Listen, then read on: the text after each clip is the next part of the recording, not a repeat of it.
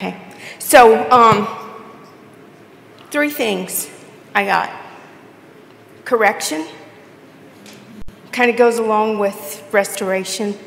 And I've seen it happening for a while. I've seen it in people's lives. I see it in industry. I see it in the workplace. I see it everywhere. And correction is very uncomfortable. It's not comfortable while it's happening, okay? We sit around and we go, Lord, I don't understand,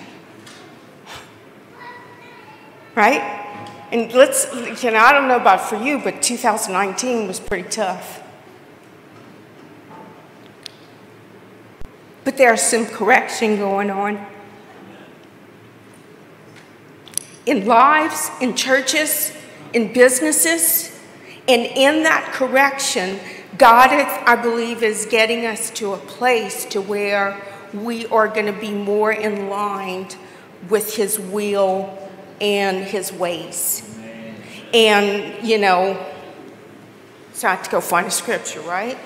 And the scripture is,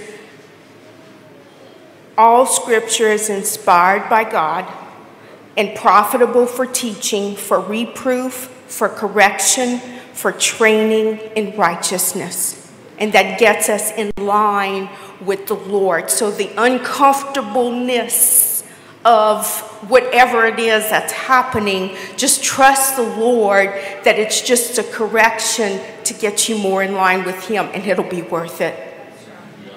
Second thing is fear. We cannot walk into 2020 with fear. If we're going to do what the Lord has called us to do, we cannot walk into 2020 with fear.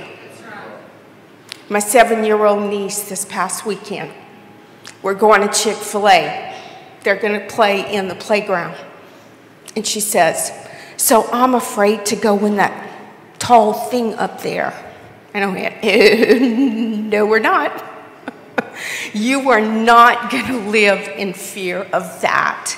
You're not going to be in fear of heights or whatever it is. I said, you know how we're going to do this?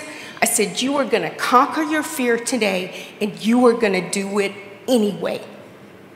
You're going to do it scared. So they went off playing. And after a while, this 7-year-old little girl comes running up to me. She said, I did it. I conquered my fear.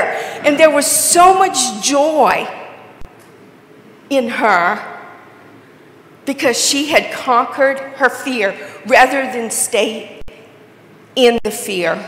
And I heard another long time ago pastor of mine, he was talking about today that we can't stay in fear and do what the Lord has called us to do.